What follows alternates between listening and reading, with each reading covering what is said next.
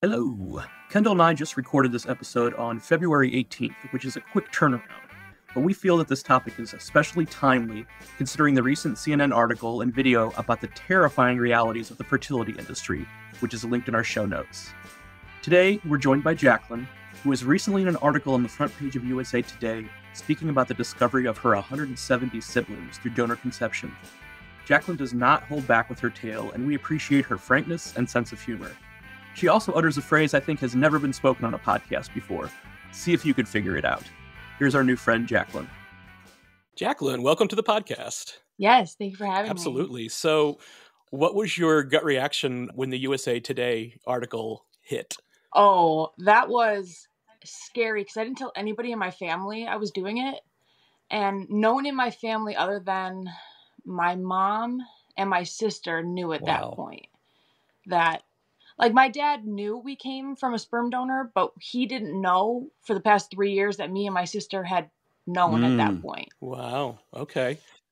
I was contacted by 2 of my aunts on his side of the family that day, and I was like, yeah, I'm going to have to tell him. So it was a little rough at first, but we've healed a little bit, and we've moved on, and we're getting better. So he knew that you were donor conceived, but he didn't know you knew.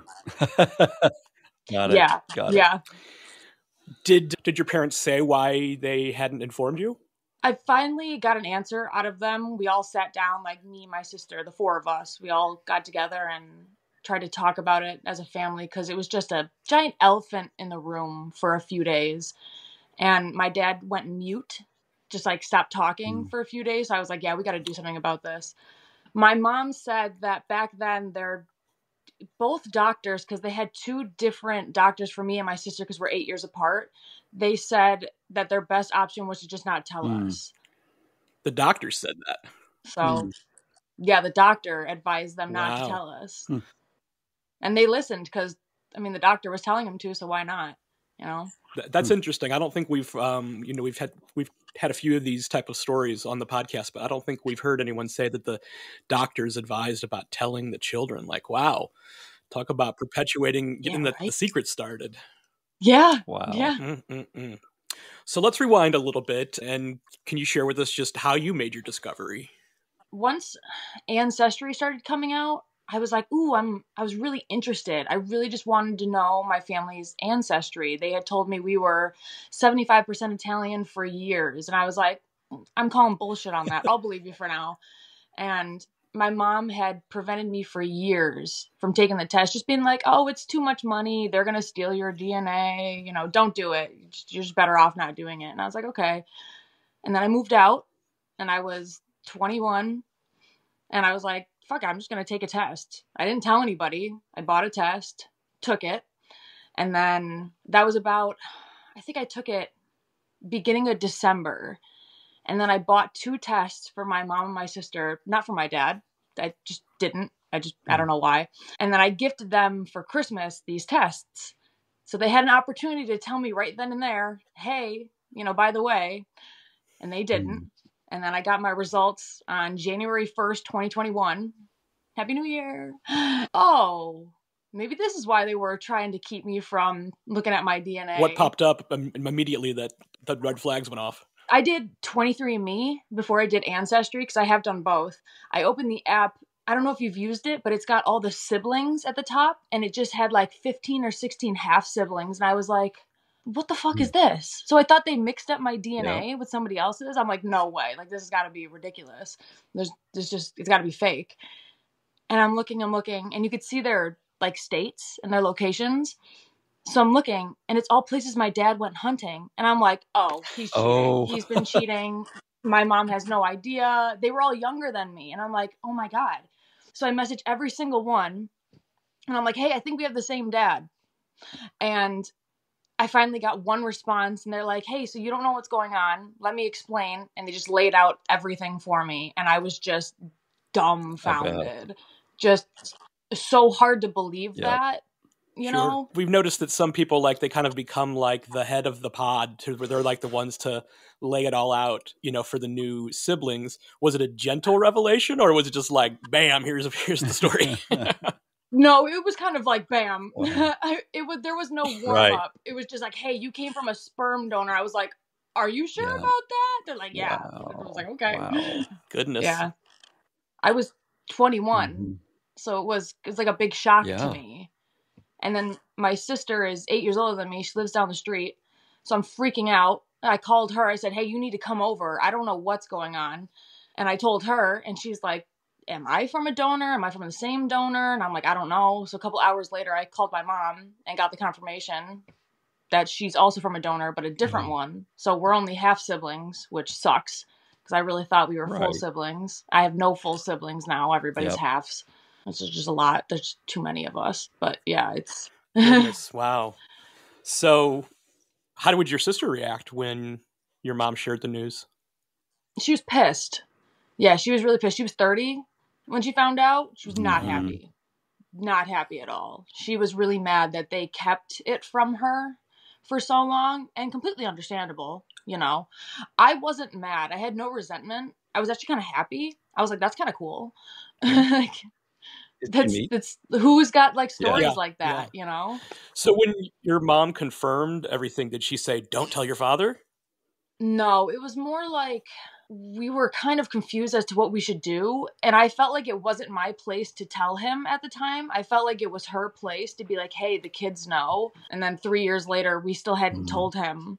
It just like she never found the right moment. We were afraid he was going to blame her for us finding out.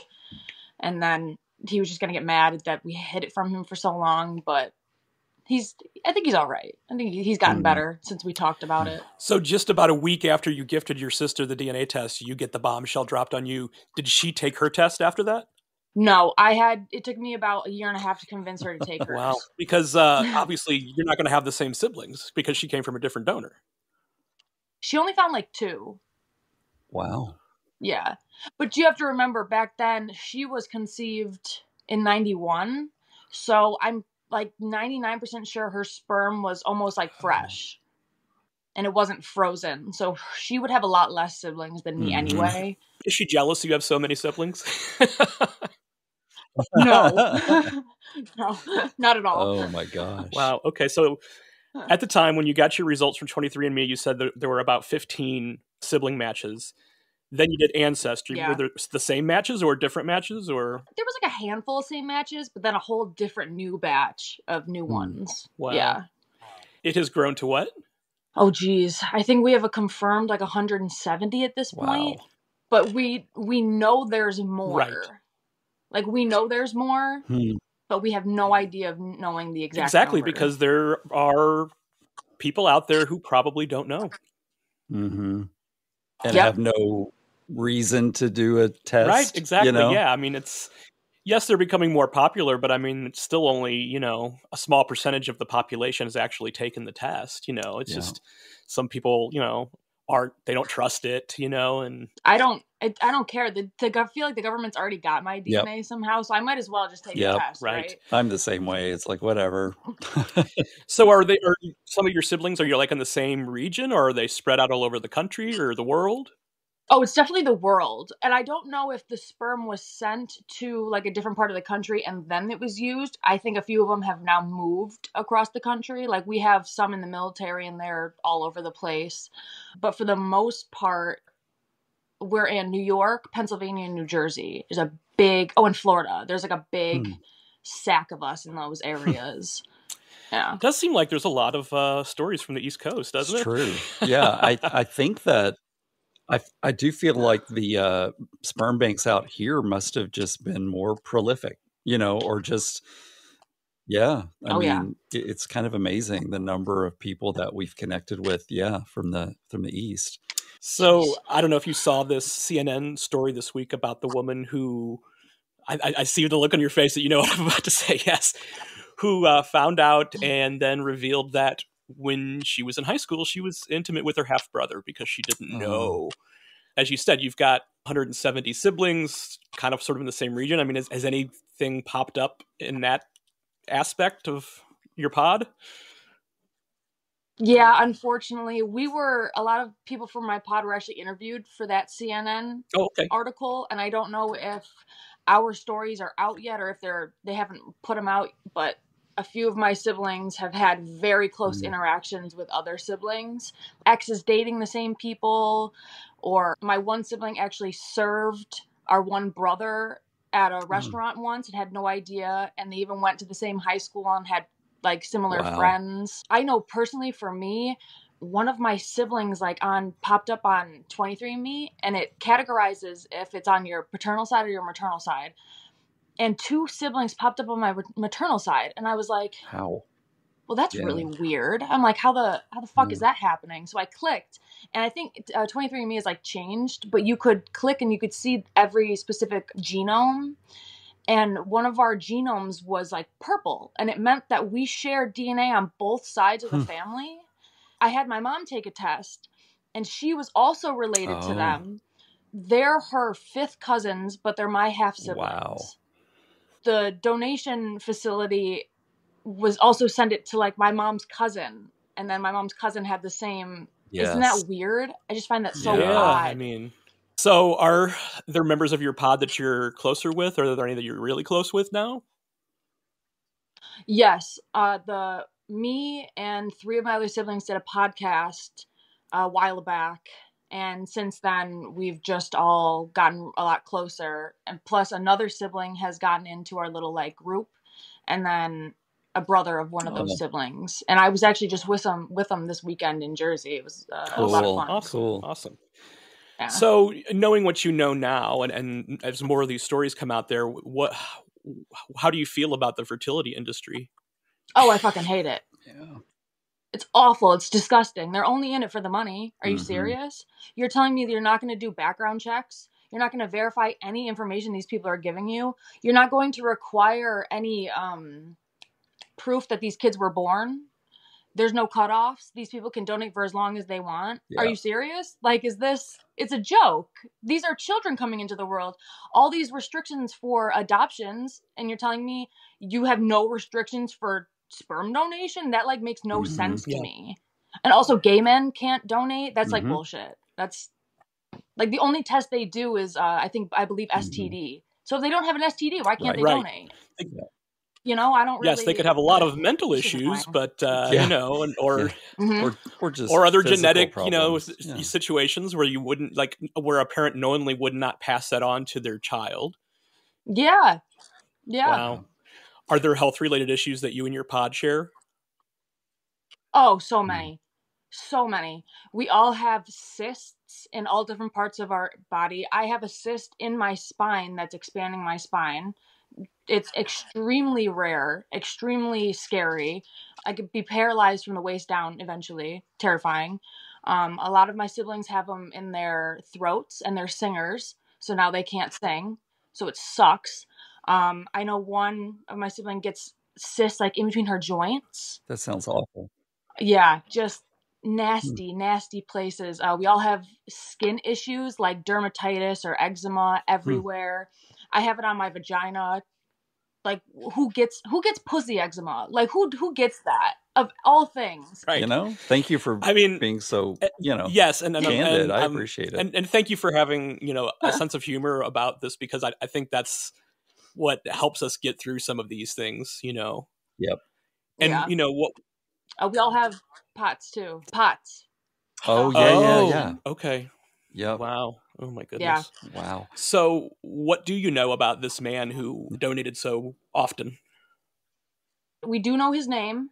I mean, there's a lot of siblings, and a lot of people have taken DNA tests. We have found his siblings. We have found other members of the family. We're in contact with one of his brothers. I've spoken to one of his sisters. He himself does not want anything to do with us, which is whatever. I'd rather he let us know than just ignore us. But he is telling his brother that he doesn't want any contact with us. I wish he would, though, for like medical reasons, because I know there's some things that he knows and should share with us, but he refuses to. I know where he lives. I know he's homophobic. Yeah. Wow. Yeah. I know he's got his own family and all that. Well, he sounds like a winner. Well, yeah. Sorry. That's Real okay. great. Hey. And if his siblings are anything like mine, if they knew that like I had 170 kids out there, they would share that information with him. So I'm sure that just like blew his mind. Yeah. Yeah. Yeah. Because there's a whole Facebook group too filled with us. You know, he's probably scared too, right? Like that everybody is angry and everybody, you know, rightfully so. Yeah. But yeah. Oh, yeah. I mean, yeah, I think, you know, I'm sure a lot of people feel like if somebody were more forthcoming and just said like, hey, I was a college student, I needed the money. I wasn't thinking, you know, I was a kid myself. I wasn't thinking about the repercussions. I mean, there could certainly be room for some healing and forgiveness there, but for somebody who just completely ignores it, I mean, it's garbage. Yeah. Wow. Yeah, it makes us angry when we hear about those things. So something that I was reflecting on the other day, because Kendall did an interview with somebody from DNA Angels without me. I had a bad cold, so I wasn't available. But I was editing the episode. It's like, oh wow, like I didn't really think about the fact that this community is kind of like helping each other therapeutically, you know. And it's like, you know, we feel like we're part of the larger community now just because, you know, we've gotten to hear these stories and share these stories. And we feel like every time we do one of these interviews, you included like, oh, we have a new friend today. We made a new friend today. Like, how cool is that? You know? So how do you feel about the community? You mentioned the Facebook group. Yeah, there's a Facebook group. That's more like all the siblings, but I'm a part of other Facebook groups where I think it's called like We Are Donor Conceived. It's really, everybody just kind of goes on and says how they're feeling, and everybody reflects on that. They ask questions. That's really, really nice. There's a lot of support groups out there that you could do over FaceTime or meetups in person. I know Laura High, she's big. She was part of the CNN story. So like we were kind of going through that whole thing with her. She's amazing. She has really welcomed us into the community, and her posts herself, like about us, has really made us feel really safe within the community, because we were getting threats from other siblings and like threatening to sue us, which I don't really know how they were going to do that, but just like scary, like don't come forward. And that's what's wrong, is that we're being silenced by our own siblings. It's not even like the fertility industries. They don't have to do anything to keep us quiet. It's literally our own siblings. Yeah. It's their prerogative if they don't want to talk about it, but they should not be telling you not to share your story. Yeah. And if anything, you would think, okay, maybe some people are, you know, painfully shy, and I get that they wouldn't want to be interviewed by CNN or something like that. But as you said, silence is just going to make this continue. Like the voices need to get louder, and there need to be more of them. You know, there need to be more podcasts like this, more articles like the CNN article, because that's what's going to bring change about. Because, you know, a lot of people just don't know. They really don't know. And I'm sure that CNN article made a big impact because they really played that up as like their lead story. Oh, yeah. So hopefully, you know, it's opened people's eyes that can help become allies, help make change. Oh, yeah. Everyone I say to, they go, we had no idea it was that bad. And I said, well, neither did I. You don't know until somebody tells you, honestly. Yeah. I think to Corey's point, I think the silence kind of gives credence to the arguments that the people in the fertility industry make. You know what I mean? Like, oh, well, nobody's coming forward. You know, it's like, I mean, people need to feel like militant toward them, you know? I mean, I know Laura did that first protest, I think back in October of last year, and there need to be more of those. There need to be people that are finding out, that that want to fund, you know, these protests, get these gatherings, you know, get people together, fly you and your siblings to wherever it's happening. So you know, so the voices can be heard, so the news coverage gets out there. Seriously. It's so big. I can't believe how long the industry has been around, and there's been absolutely no changes. It's disgusting. And still happening. It's still happening right now. Yes. Yeah. You could still buy my donor's sperm 26 years later. Are you kidding? Wow. You know, if you're a multimillionaire, I'd just be like, I just want to buy it all. I just like, I just got to take it all. Right. At least you could control it, right? I mean, it's just, it's amazing to think. So what's the age range in your pod? I think the oldest ones are just about to turn 26. And I know the youngest that we know so far is like 8. I mean, they're still selling it, so I'm sure there's younger ones. Or there will be. Yeah. Right. Yeah. Yeah. Wow. Oh my goodness. Wow. So What about the parents of your siblings? Is one as young as 8? What do the parents think of the situation? They wouldn't let me into the Facebook group for like, I don't really know why. Maybe they just didn't like me. But I've heard from other siblings that it really depends on every parent.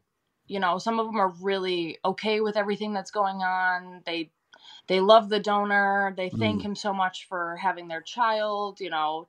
And then there's ones who are like, fuck the facilities, fuck him, I'm done, let's sue. And it's like, it's really, I mean, we're as big as like a high school. Not everybody's going to get along. And not everyone's going to have the same thoughts and opinions on everything. I mean, we're all over the place. I'm sure. Yeah. Wow. So it's been, you know, a couple of years now. Does it feel normal ever, or is it just weird all the time? I think opening up and getting closer to some of the siblings, it's starting to get better, but I started to see a therapist, so that helps. But I definitely, I don't think my brain really believes it. Like, I call them siblings because in my head, they're like not my sisters and brothers, but they are, you know, but they're also just like my friends at this point. Like, we're just kind of all getting along and trying to figure it out. But like when we all hang together, you could tell we're siblings with the bickering at times. That's so cool. So it's comforting in a way. Thank you for sharing that you're in therapy, because I think it's important to, you know, to tell people that, hey, it's okay. I know it's gotten, the stigma's lessened over the years about mental health and people sharing, you know, but thank you for saying that. Yeah. I love my therapist. She's great. I'd go to her every day if I could. A lot of them aren't trained for this type of therapy, you know? Yeah. It's like me and one other client she has that's like going through something like this somewhat. Yeah, I think about the training that they get. Like, okay, now there's a chapter on treating donor conceived patients. You know, it's like, you know, like that probably still isn't a thing, you know? It's like, yeah. Definitely not. Wow. Goodness. Wow. What type of similarities do you have with the pod? Oh, geez. A lot of our eyes are similar, like our eye shapes. A lot of our voices are very similar too, which is kind of weird. A lot of us have the same sense of humor, which is really nice. We all have anger issues too. We're all very angry and just like rage like all the time, but we get along for the most part. What about like talents and proclivities towards, you know, careers and things like that? Oh, yes. A few of my siblings are big on social media, influencers, singers, YouTubers, all cool. that whole. I'm not really on Instagram so much. I don't really post anything. So my name being out there now is like, it's like a lot for me. I get it. Well, thank you for doing this because, you know, Yeah. I want to be a part of the change. Right. You know, might as well. There's no point in staying silent. At this point. You're absolutely right. I agree. Wow. How about your sister? Is she kind of getting involved in the activism side of it as well? No. She's like, I'll leave that up to you. She's just chilling by herself right now. Yeah. Has she found her donor or no? No. She hasn't even talked to any of her siblings. I only convinced her to take a test because I told her about all the health issues that me and my pod were having. And I said, listen, we already have health issues from my mom's side. You might as well figure out what's going on with your dad's side too. Because our doctors, like our mom and dad didn't tell anybody, not even their own parents. So let alone, they didn't tell our doctors either. So in our doctor's eyes, my dad's background is what it is. So I had to go and be like, hey, everything you have, you got to delete it because it has nothing to do with me anymore. Yep. Shame on those doctors for telling them not to say anything. I mean, like, wow. I mean, it's like, you know, your doctor as a kid could have been like, you know, prescribing you something that could have killed you. Yeah.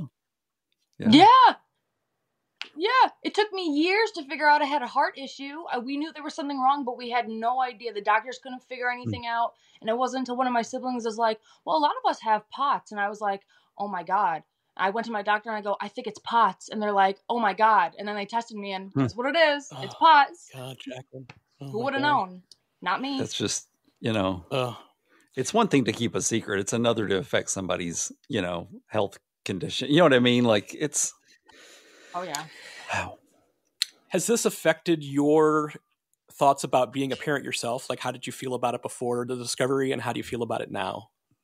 When I was little, I was always a big baby dolls. I loved babies. I still do love babies. I watch my friends' kids all the time, and I love being around them and my cousins and everything. And then I'm gay, but I'm bisexual. So, I got both sides, but for a long time I was dating this girl and I was like, I think I want kids. And she's like, I don't know if I want kids. We were still young. I'm only 24, but I was like, I don't know. I think I really want them. And we ended up breaking up.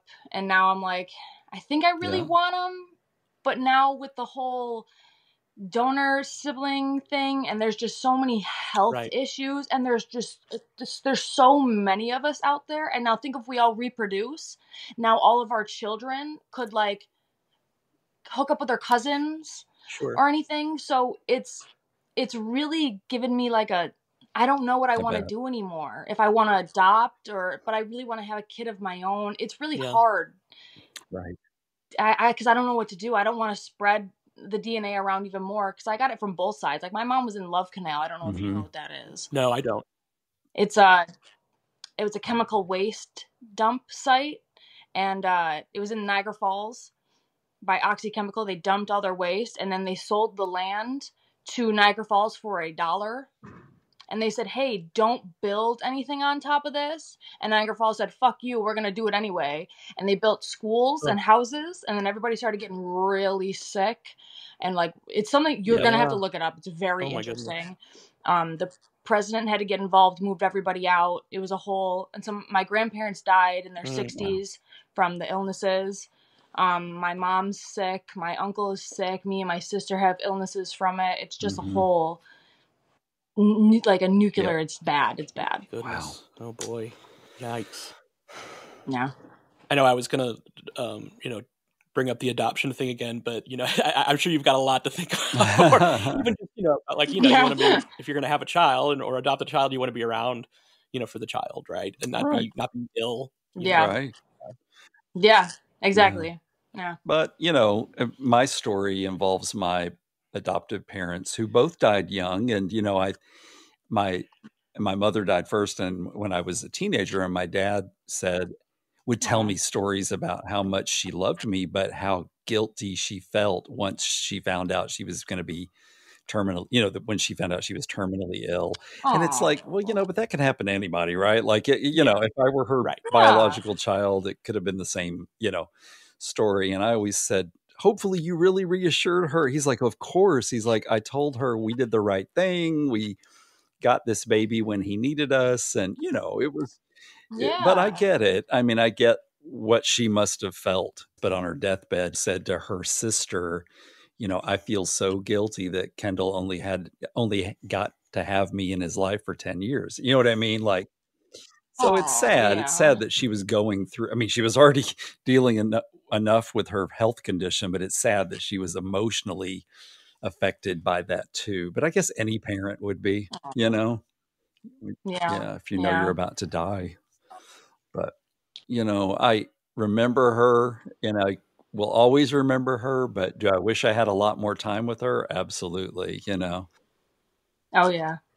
I know she's with you though. We talk about my parents, and Corey never got to meet them. And, we talk about them every day. Like it's just part of my life, it's like I was their only kid, and so, that was our household, was the three of us. So, Corey feels like he knew them, even though he doesn't.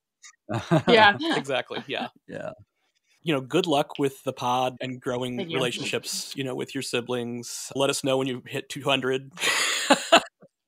Yeah, for sure. We'll send a cake. Yeah. Oh no, but only one to you, not to. Yeah, right. Yes. Yeah. Oh goodness. Well, yeah. Again, thank you for having a good sense of humor about this. I think it helps people get it more and understand it and feel comfortable about it. So, well, Jaclyn, you've been a delight. Thank you for coming on and sharing your story. Jaclyn's story opens the door for more discussions about ethics, identity, and the very fabric of family. Thank you, Jaclyn, for your openness, courage, and the impactful dialogue you brought to Family Twist. As we reflect on Jaclyn's story, let's ponder the broader implications of her experiences and the untold stories like hers, because family secrets are the ultimate plot twist. The Family Twist podcast features original music by Cosmic Afterthoughts and is presented by Savoir Faire Marketing Communications.